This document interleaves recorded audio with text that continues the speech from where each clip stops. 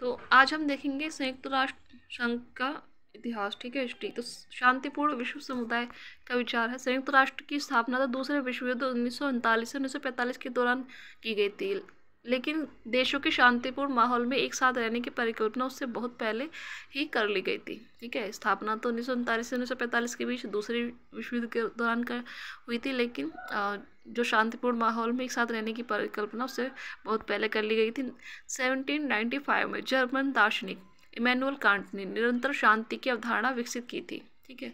1795 में जर्मन दार्शनिक थे कौन? Immanuel Kant. इन्होंने निरंतर शांति की अवधारणा विकसित की थी और जिसका आधार आज के हिसाब से विधि सम्मत शासन था, ठीक है, according to Immanuel Kant.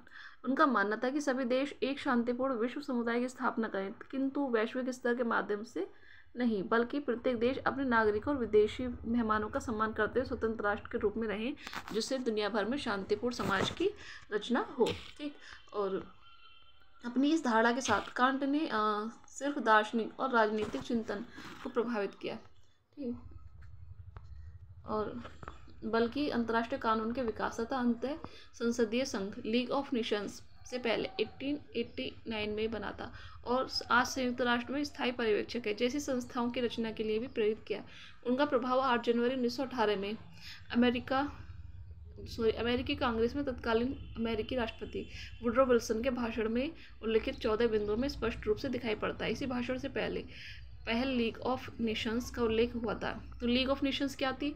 Important question है, यहाँ से बनता है क्वेश्चन। लीग ऑफ नेशंस की स्थापना प्रथम विश्व युद्ध के बाद 1919 में की गई थी, ठीक, और 44 देशों द्वारा लीग ऑफ नेशंस प्रस्ताव पर हस्ताक्षर किए गए। सबसे पहला क्वेश्चन है कब की गई थी स्थापना? 1919 में, प्रथम विश्व युद्ध के बाद। और कितने देशों ने हस्ताक्षर किए? 44 देशों ने। और इसकी आधिकारिक स्थापना हस्ताक्षर किए जाने के बाद इसकी आधिकारिक स्थापना हुई। लीग ऑफ नेशंस प्रस्ताव वर्साई संधि का पहला हिस्सा था और लीग ऑफ नेशंस का मुख्य उद्देश्य निरस्त्रीकरण को बढ़ावा देकर सामूहिक सुरक्षा के जरिए युद्ध रोककर और देशों के बीच विवादों का समाधान वार्ता एवं कूटनीति से करके और विश्व स्तर पर जन कल्याण सुधार कर विश्व में शांति रखना था, ठीक। किंतु इस लीग में कुछ बुनियादी कमजोरियां थीं। यदि किसी विवाद में संलिप्त देश लीग के फैसलों की अनदेखी कर दे तो लीग आर्थिक प्रतिबंध लगा सकती थी, किंतु उन फैसलों को लागू कराने का कोई तरीका उसके पास नहीं था क्योंकि उसके पास सैन्य शक्ति नहीं थी। इसके अलावा सभी देश लीग ऑफ नेशंस के सदस्य नहीं थे। अमेरिकी राष्ट्रपति विल्सन ने लीग की स्थापना के लिए बढ़ चढ़कर प्रयास किए, फिर भी अमेरिका कभी लीग का सदस्य नहीं बना, ठीक है।